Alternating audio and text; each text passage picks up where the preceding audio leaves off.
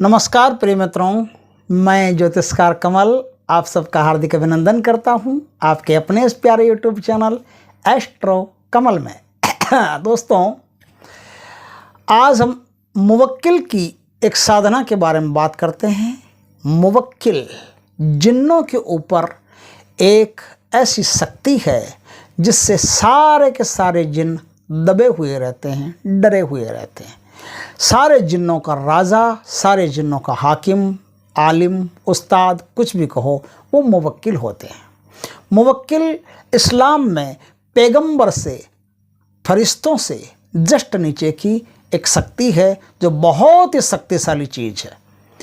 ऐसे शक्तिशाली शक्ति को साधना भी मामूली काम नहीं होता है, और साध लिया तो आदमी की ज़िंदगी में दूर दूर तक कोई प्रॉब्लम नहीं रहती। ऐसी कोई समस्या नहीं दुनिया में जिसे मुवक्किल नहीं हटा सकते।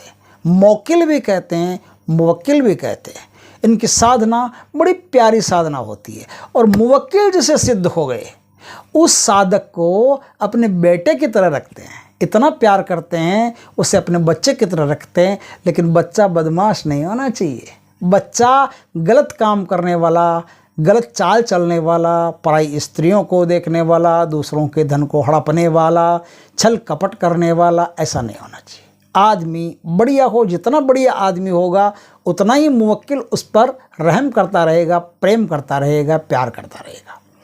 उसकी सारी समस्याओं को एक घूंट में पी जाएगा, पता ही नहीं चलेगा कहाँ समस्या गई। आर्थिक समस्या हो, मुवक्किल दूर कर देंगे। सामाजिक समस्या हो, मुवक्किल दूर कर देंगे। शारीरिक कष्ट हो, मुवक्किल दूर कर देंगे। कोई भूत प्रेत पिशाच पित्र वगैरह का दोष हो, मुवक्किल दूर कर देंगे।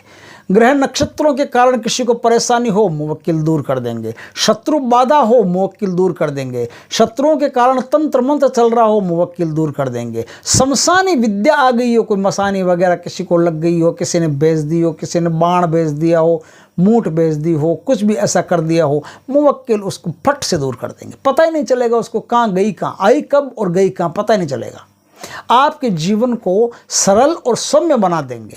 और मुवक्किल दुनिया की कोई भी साधना आप करना चाहते हो, मुवक्किल आपको साधना बता देंगे कि ये साधना को ऐसे करो, गुरु बन के सहायता करेंगे। और मुवक्किल इतना ही नहीं, साधना भी बता देंगे, सब काम कर देंगे। यदि आपको ज़मीन के धन से संबंधित कोई सवाल हो तो भी मुवक्किल, अगर ईमानदारी का धन हो तो निकलवा देंगे, आराम से सारी शक्तियों को हटो के निकलवा देंगे। और इसके अलावा यदि आपको सट्टे आदि का नंबर चाहिए कभी, या आर्थिक स्थिति को ऊंचा करना है, तो मुवक्किल वैसे भी तरीका बता देगा कि इस तरीके से काम करो बेटा, मैं तुम्हारे साथ हूँ, चिंता की कोई बात नहीं है। फिर भी यदि किसी आदमी को सट्टे आदि में रुचि और नंबर लेना चाहता हो, सट्टे के नंबर भी मुवक्किल बता देगा। इस प्रकार से लाखों काम है जो मुवक्किल कर सकते हैं, और मुवक्किल जो कर सकते हैं वो कोई दूसरा नहीं कर सकता। ये एक देव शक्ति है। धर्म से कोई फ़र्क नहीं पड़ता कि कौन से धर्म में क्या है, उससे कोई फ़र्क नहीं पड़ता। देवताओं के लिए सब चीज़ बराबर है। अब चाहे मुवक्किल कहो, चाहे यक्ष कहो, कोई भी कहो, बात एक ही है। देवताओं के लिए सब समान है। तो आप अगर देवताओं की साधना करते हैं, मुवक्किल की साधना करते हैं, तो आज मैं बताता हूं कि एक बड़ी प्यारी साधना है मुवक्किल की साधना। उसको करके आप अपने जीवन के सारे कष्ट मिटा सकते हो। मुवक्किल की साधना में पहली शर्त होती है कि आदमी को पूर्ण पवित्र रहना पड़ता है। पूर्ण पवित्र क्या, मनसा वाचा कर्मणा, तीनों से पवित्र रहना पड़ता है। और तीनों से पवित्र रहेगा वही आदमी मुवक्किल की साधना कर सकता है। हर कोई मुवक्किल की साधना नहीं कर सकता। मुवक्किल की साधना में खान पान जो होता है वो बड़ा अच्छा होता है। मुवक्किल की साधना में किसी भी प्रकार का तामसिक भोग नहीं खा सकते। आप प्याज नहीं खा सकते, लहसुन नहीं खा सकते, जिससे सेक्स बढ़ता है अंदर, ऐसी चीज़ नहीं खा सकते। जिससे गैस बनती है ऐसी चीज़ नहीं खा सकते। जिससे गैस रिलीज होती है ऐसी चीज़ नहीं खा सकते। मुवक्किल की साधना करनी हो तो मुवक्किल की साधना में सादा सीधा भोजन ही आप कर सकते हो। सादा सीधा भोजन कर सकते हो, एकदम सादा, और अपने हाथ से बनाया हुआ भोजन हो तो सबसे बढ़िया है। मुवक्किल की साधना घर में नहीं होती, शहर में भी नहीं होती। मुवक्किल की अगर साधना करनी हो आपको, तो मुवक्किल की साधना करने के लिए शहर से बाहर एकांत में, वीराने में, खिलवत में आपको एक कमरे की तलाश करनी पड़ेगी। ऐसा कमरा जो बिल्कुल एकांत में पड़ता है, उस कमरे को आप किराए पर ले लो, या मोल ले लो, या कैसे, आपकी टेंशन है। उस कमरे की व्यवस्था आप कर लो। उस कमरे को धो धुला करके साफ करा करके उस कमरे में आपको साधना करनी है। ये साधना एक तो ऐसा होता है कि जिस रात को, जिस दिन मान लो अमावस्या गुरुवार पड़ता हो, उसके अगले दिन जो शुक्रवार आता है ना, उसके अगले दिन जो शुक्रवार आता है उस दिन से साधना शुरू हो सकती है। या शुक्रवार के दिन जो जुम्मेरात बोलते हैं ना, जुम्मेरात के दिन, जुम्मेरात और जुम्मा, शुक्रवार जुम्मा होता है, जुम्मे के दिन से इस साधना को शुरू करना पड़ता है। इस साधना में सफ़ेद कलर के वस्त्र रहते हैं, सफ़ेद कलर की कोई कालीन दरी आसन बिछा करके उस पर आप बैठ करके साधना करेंगे। साधना में आपका मुंह पश्चिम दिशा की तरफ होगा, आपके शरीर पर सफ़ेद लिबास होगा, सफ़ेद लिबास, एक सफ़ेद टोपी रहेगी, टोपी नहीं हो तो रुमाल बांध सकते हो सफ़ेद, लेकिन सफ़ेद के अलावा दूसरा तार भी नहीं रहना चाहिए, इस बात का खास ख्याल रखें। इस साधना में कोई खास भोग भी नहीं लगता। इस साधना में बस कुछ 4-5 पताशे चढ़ा दो, 2-4 इलायची चढ़ा दो, बस लौंग चढ़ा दो, इससे ज़्यादा और कोई भोग भी नहीं है। इस साधना में एक प्योर लोबान होनी चाहिए। वो प्योर लोबान आप जहाँ कोई मज़ार वगैरह हो, कहीं ऐसे मेले वगैरह लगते हो, बड़ा फेमस मज़ार हो, वहाँ कई दुकानें होती हैं, उन दुकानों में पूछ करके एक सबसे बढ़िया लोबान हो, वो सबसे बढ़िया लोबान ला करके उसकी धूप आपको चलती रहनी चाहिए। इस साधना में सफ़ेद या हरे हकीक की माला का प्रयोग होगा। सामने कोई तस्वीर नहीं होगी, कुछ नहीं होगा, सिर्फ आपको बैठना है और बैठ करके सीधा जाप करना है। और भोग आप एक पाटे पर या कुछ भी ऐसा बना करके लगा सकते हो, और अगर ना भी लगाओ तो भी चलेगा, कोई दिक्कत वाली इसमें बात नहीं है। इसमें तो धूप चालू रहनी चाहिए, बस इतना होगा। इसमें आपको शरीर पर इत्र लगा करके साधना करनी पड़ती है, शरीर पर इत्र लगा करके साधना करनी पड़ती है। और साधना में 2-3 बातें खास है, वो ज़रूरी है। एक तो वज़ू, इस्तिनाजा, वो सब होता है ना, तो वो सब आपको करना पड़ेगा। और दूसरा, इस साधना में आप बिना सुरक्षा घेरा लगाए नहीं बैठेंगे, बिना शरीर कीलन किए नहीं बैठेंगे। और इसका तरीका ये है कि आप जो आयतुल कुर्सी है, आयतुल कुर्सी, छोटी आयतुल कुर्सी मैं बता देता हूँ, और अगर बड़ी आयतुल कुर्सी लेना हो तो बहुत जगह आपको नेट पर भी मिल जाएगी, कहीं भी मिल जाएगी। बड़ी आयतुल कुर्सी है जो कुरान के अंतर्गत है, तो वो आयतुल कुर्सी भी आप ले सकते हो। नहीं तो छोटी आयतुल कुर्सी जो भारत में निर्मित हुई है वो भी ले सकते हो। आयतुल कुर्सी, कच्च कुरान, आगे पीछे तू रहमान, सर राखे खुदा, धड़ राखे सुलेमान। इस प्रकार से ये आयतुल कुर्सी का आप 11 बार जाप करके इसके आगे और पीछे एक बार दरूद शरीफ का पाठ करके, और फिर अपने हाथों पर फूंक मार करके दम भर के पूरे शरीर पर हाथ फेर लो, और अपने चारों तरफ लोहे के चाकू से एक घेरा बना लो। जब तक आपका मंत्र जाप पूर्ण नहीं होता है तब तक आप घेरे के भीतर रहोगे। मंत्र जाप पूर्ण होने के 10 मिनट बाद तक आप घेरे में रहोगे, आप घेरा तोड़ोगे नहीं। और जब आप बाहर निकलोगे तब आपको उसी चाकू से 2 बार ऐसे जो घेरा बनाया उस पर क्रॉस कर देना है। वो घेरा खुलेगा तो आप बाहर जाना, नहीं तो आपकी बहुत सारी शक्तियां घेरे के अंदर ही रह जाएगी। आप मरे से बाहर निकलोगे, आप में प्राण नहीं रहेंगे। जिससे कोई ऐसा आदमी है बीमार टाइप है, वैसा घेरे से बाहर निकला है। घेरे से बाहर निकलो तो इस बात का खास ख्याल रखना कि पहले घेरा चाकू से काटना, फिर आप घेरे के बाहर निकलना। इस प्रकार से आप इस साधना को करोगे। बहुत प्यारी साधना है। ये साधना दोस्तों 3 दिन से शुरू होती है। 3 दिन के भीतर या तो मुवक्किल आपको दर्शन दे देंगे, और अगर 3 दिन के भीतर आपको मुवक्किल दर्शन नहीं देते हैं तो आपको हटना नहीं है, डरना नहीं है, हार नहीं माननी है, भागना नहीं है छोड़ के कि 3 दिन हो गए मैं तो नहीं करूँगा। नहीं, 3 दिन हो जाए तो भी आपको करना है। इस साधना को जब तक मुवक्किल हाजिर नहीं होते हैं तब तक आपको करते रहना है। 42 दिन तक इस साधना को खींच के ले जाना है। तो आप पहले से टारगेट मान के चलना कि मुझे हो सकता है कि 42 दिन तक वहाँ रहना पड़े, इसलिए 2 महीने के लिए कमरा किराए पर ले लेना। अब आप साधना को कीजिए। साधना में अपने हाथ से रोटी बनानी पड़ती है, पूर्ण ब्रह्मचर्य का पालन करना पड़ता है। साधना में ढीले वस्त्र पहनने पड़ते हैं, और गुस्सा क्रोध हो उस पर, काम वासना हो उस पर पूरा नियंत्रण प्राप्त करना पड़ता है। लोभ लालच छल कपट इन सबसे बच के रहना पड़ता है, और इस प्रकार से पवित्रता पूर्वक इस साधना को करना पड़ता है। साधना में आपके हाथ से अगर कोई दान पुण्य होता हो, गायों के लिए, कुत्तों के लिए, जो भी पशु पक्षी हो, पानी रखना, दाना डालना, वो जितना दान पुण्य करते रहोगे उतना बढ़िया रहेगा। इस साधना का एक नियम है।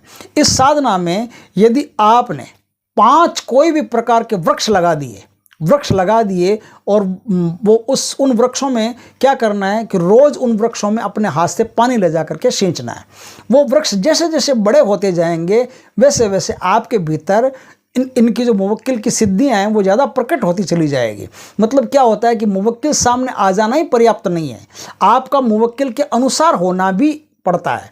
तो मुवक्किल के अनुसार होने के लिए आप जब 5 वृक्ष लगा देंगे तो 5 वृक्षों में 5 पीरों का वास होगा, और 5 पीरों का वास होगा तो आपके भीतर क्या है, आपके भीतर जो आणविक शक्तियां हैं ना, वो विधाता से जुड़ने वाली, परमात्मा से जुड़ने वाली हो जाएगी। तो आपकी शक्तियां कई गुना बढ़ जाएगी, और कई गुना शक्तियां बढ़ने से मुवक्किल की तरफ से आपको जो कुछ भी प्राप्त होगा उसे ऑब्जर्व कर सकते हो। नहीं तो उनकी तरफ से जो प्राप्त होगा वो खुद भी असमर्थ हो जाएंगे कि इसको दूं क्या, इसमें तो कोई क्षमता ही नहीं है लेने की।